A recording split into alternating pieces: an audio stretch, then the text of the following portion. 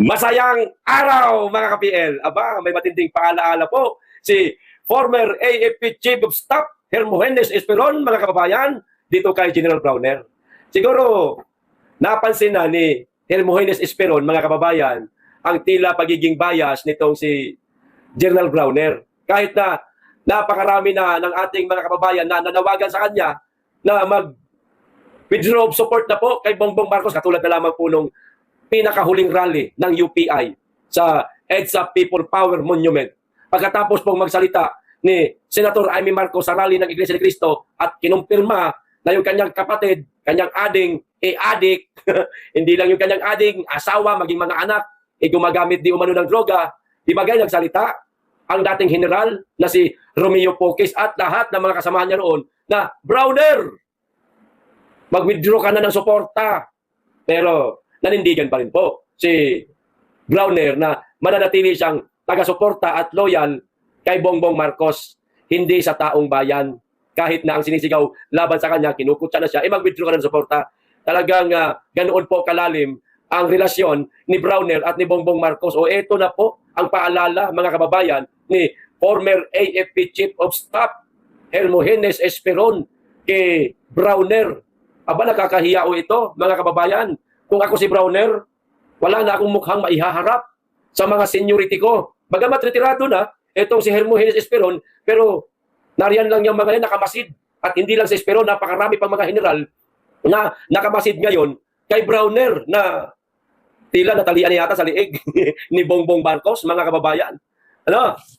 Nakakahiya ito. Isa kang general na walang yagballs kung maituturing, no? Mga kababayan. Oh, ito ang sabi ni Esperon. Nagbigay ng matinding paalala si dating Armed Forces of the Philippines AFP Chief of Staff Hermogenes Esperon sa kasalukuyang AFP Chief of Staff General Romeo Browner Jr., mga kababayan. Ayan na, ito po yung mismong paalala niya. Oh, kung may magiging conflict of interest sa pagitan ng gobyerno at ng mamamayan, makinig ka, Browner, makinig ka. Ang payo ko kay General Browner, mas dapat niyang pakinggan at bigyan ng bigat ng ang tinig ng taong bayan. Okay?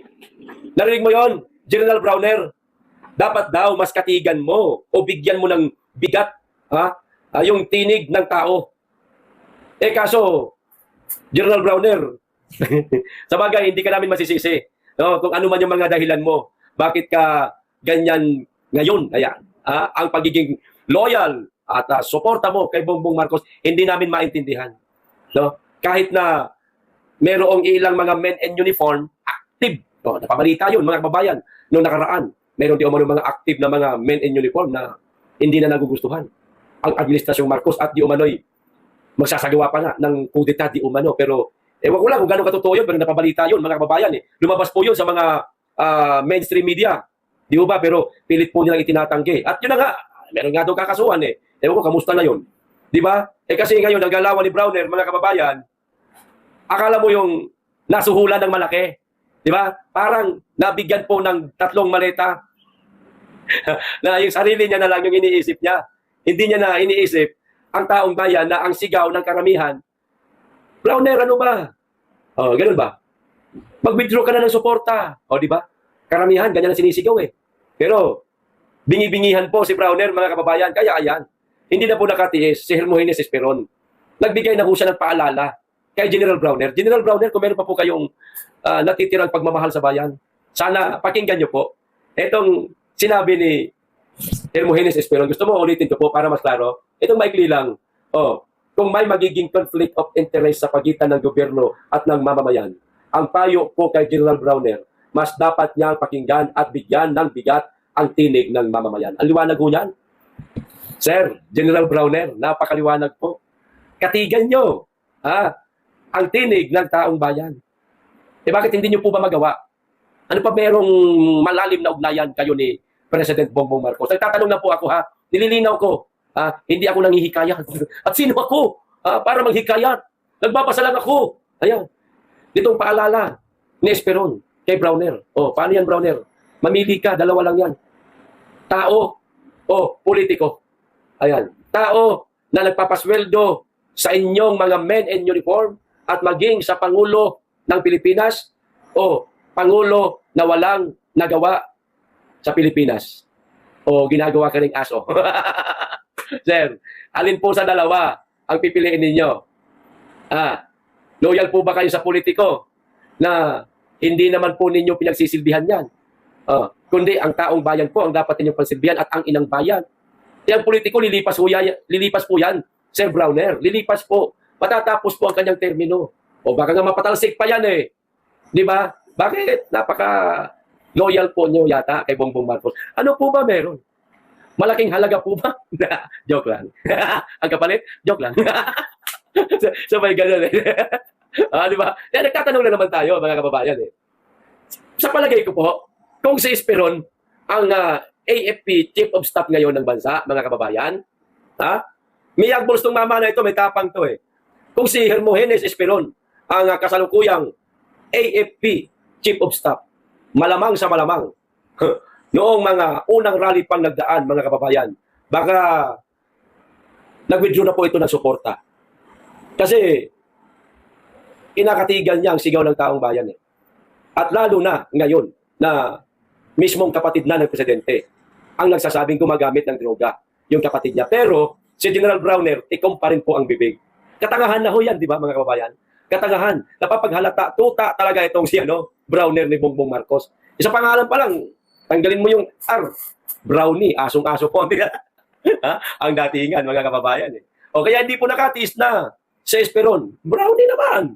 Aba, pakinggan mo ang taong bayan. Parang ganun siguro ang mga sinabi nitong si Hermogenes Esperon kay Brownie, mga kababayan. Mali natin baka nag-uusap tong dalawa na to. Kaso hindi nakikinig. Kaya yan, isinipubliko na ni Hermogenes yung kanyang mga sinabi maaari kay Browner. Di po ba? Pwedeng tinawagan, pwedeng hindi. O kaya baka diretso dito sa social media o sa mainstream media, pinapaabot ni Esperon yung kanyang paalala kay Browner. Di ba? O ano na, Browner? Ano po desisyon ninyo dito sa matinding paalala sa'yo ni Esperon? Saan po kayo kikiling, sir? Sa politiko na ibinoto lang natin o sa taong bayan na bumubuhay po sa inyo? Nagpapasweldo sa inyo? Ay sa bagay, hindi na yata taong bayan nagpapasweldo sa inyo eh. Meron na yata mas malaking tao na bumubuhay sa inyo. Hindi kaya, sir? Nagtatanong lang ako. Meron na po ba kayong tinatanggap mula sa mga politiko, sir? Nagtatanong lang po ang tao. Hindi po kami nagpaparatang ha. Baka i-quote nyo na naman ako sa page ninyo na fake news. Nagtatanong lang po. Huwag po kayo masyado mapagpatol. Tira naman kayo. Pati ba naman kami mga vlogger, pinapatulan nyo? Aba, simpleng tinig lamang naman po ang ginagawa namin. At higit sa lahat, hindi naman namin kayo pinaparatangan na tumanggap kayo ng mali-malitang pera. Nagtatanong lang po eh. Nagtatanong lang eh. Hindi naman. Di ba mga kababayan? Si General Browner, baka mapikon yan.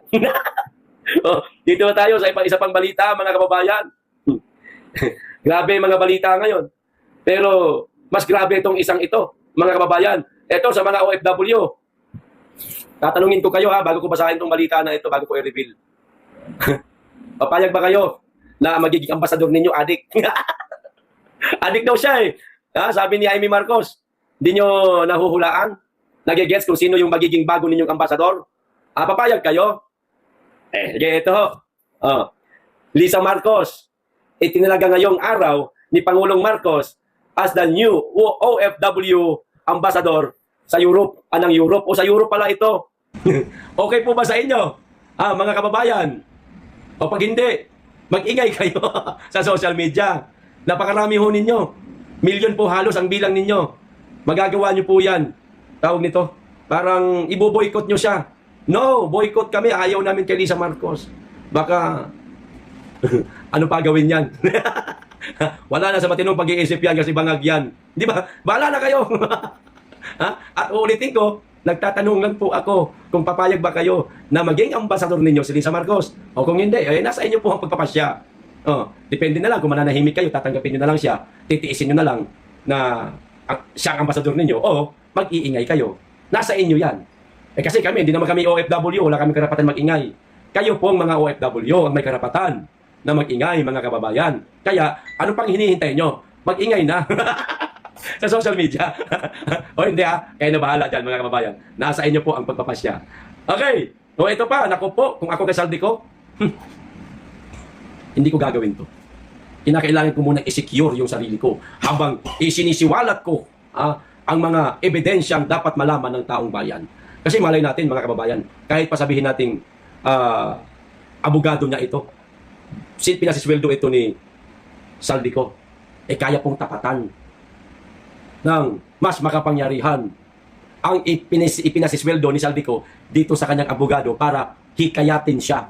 Paano siya hinihikayat ni Rondain? O ito ang sabi mga kababayan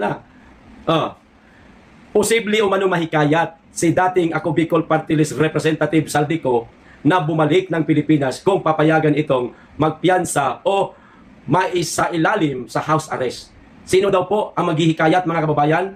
Posible umano mahikayat si Saldico mga kababayan.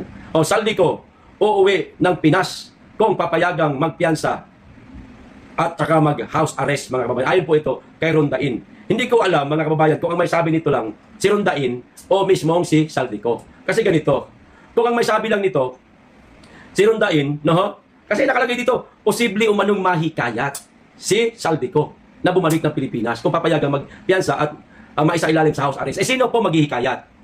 Ang Palasyo Malacanang? Di ba ganyan salita na ang Palasyo Malacanang na magbibigay sila ng full protection kay Saldico? May tugon ba si Saldico? Wala. Okay. So, posible umanong mahikayat. Sino ang maghihikayat? Maaaring si Rondain? Nagtatanong lang Ngayon, kung si Rondain ang maghihikayat dito kay Saldico, kung ako si Saldico, maghihinala ko.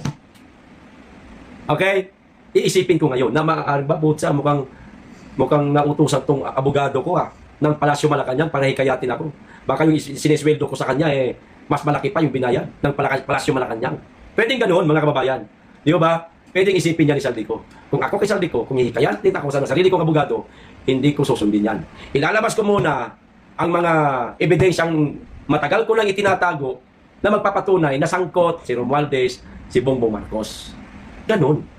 Lalantad ka, halimbawa, ako si Saldico, lalantad ako na hindi ko pa naisisiwalat, hindi pa alam ng taong bayan ang lahat. Paano pag may nangyari sa akin? Di magkondenar yung kalag ko, yung kaluluwa ko. Mag-ikot-ikot sa loob ng palasyo, di ba? Kasi hindi ko natapos yung trabahong gusto kong gawin. Di ba, mga kababayan?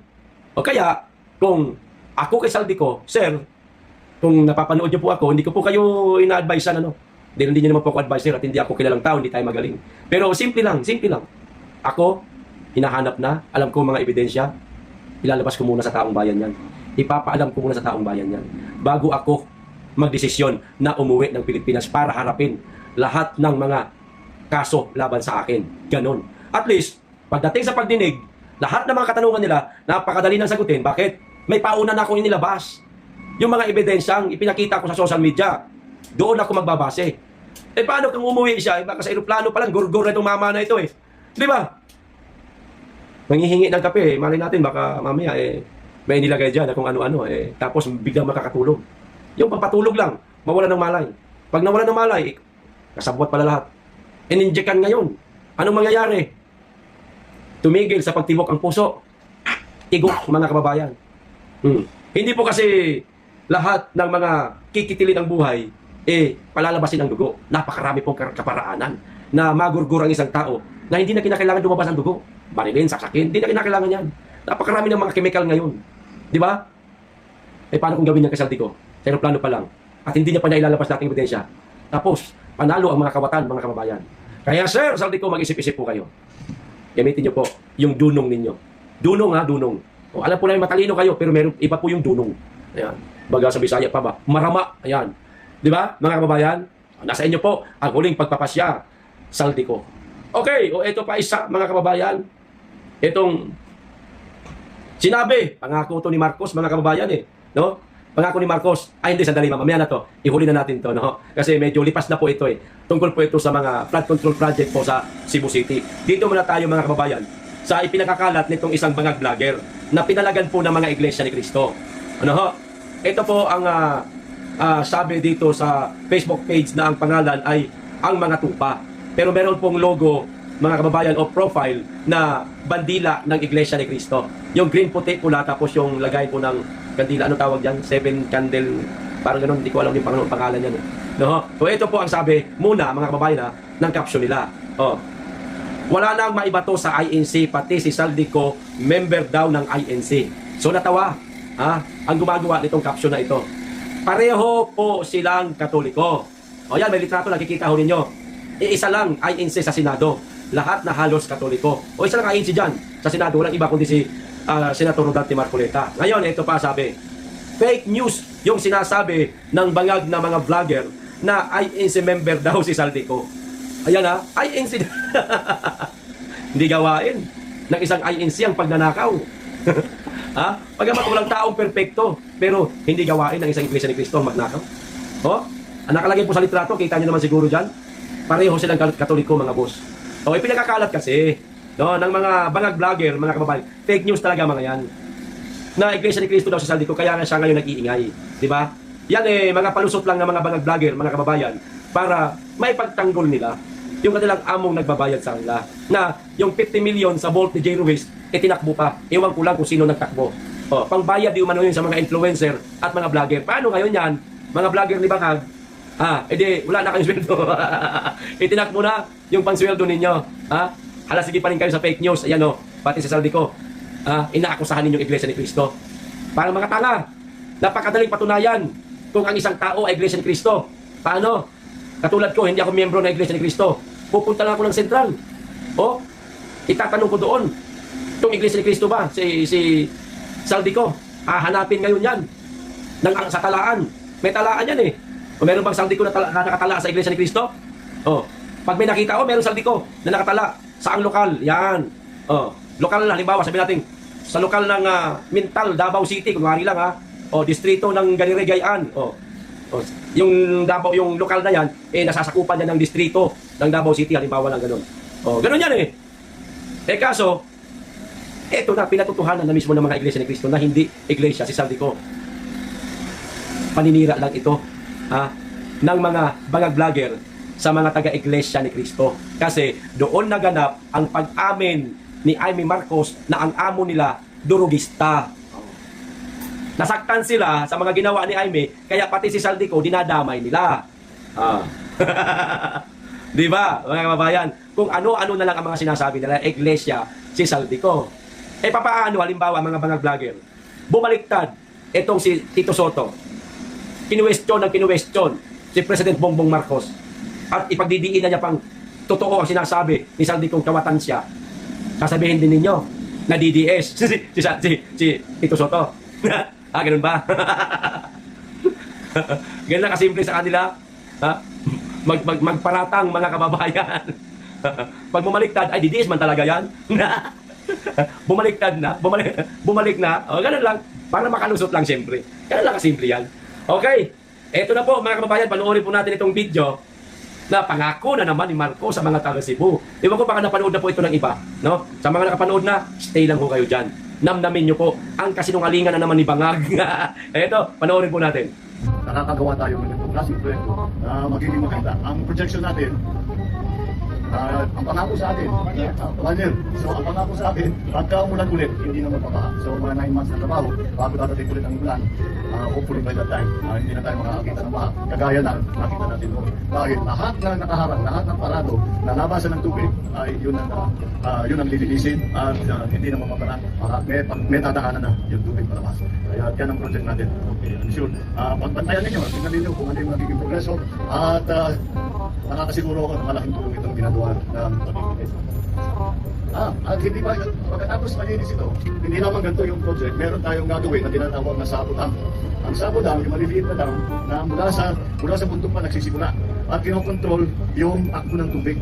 Kasi kung minsan malaki sa damage, dito sa Sipon, malaking damage dahil ang bigat, ang bilis ng takbo ng tubig, kaya ang daming sinira. Ngayon, paglalagay tayo ng Sabo Dam, yung Sabo Dam ay hindi dam yan na makukolekta ng tubig. Ginagawa niya, kinokontrol ang takbo ng tubig. Hindi lang nag-iisa yan. Siguro mga 3-4, baka 5 pa sa papupuntang pababa. Kaya yan ang isa pang hinihingi natin ngayon na ilagay sa budget, magkaroon ng pondo para hindi lamang dito sa dissertation. So yun mga kababayan, may pangako na naman si Bangag sa mga taga Cebu. Mga taga Cebu, tandaan nyo po itong video na to ha. Kung kaya nyo kuhanin, screen record ninyo, gawin nyo na po mga kababayan. After 9 months, di ba 9 months yung sinabi niya, na hindi na daw magbabaha after 9 months. Itanong nyo po ulit sa kanya. O Mr. President, ba't baha pa rin? 10 months na nakalipas. Maniniwala pa ba kayo? Mga taga Cebu, maniniwala pa kayo? Sa ipinangako nitong mama na ito, ha? Binagyo na kayo lahat, nilindol pa kayo, pinagbentahan pa rin kayo ng 20 pesos na bigas, putang ina niya talaga. Tapos maniniwala pa kayo sa pangako niya, nasa inyo po ang pagpapasya mga kababayan. Basta, tandaan nyo lang po itong video na ito. Ito sinabi niya mismo, hindi naman ito AI ha? Kunin nyo itong video na ito kung kinakailangan.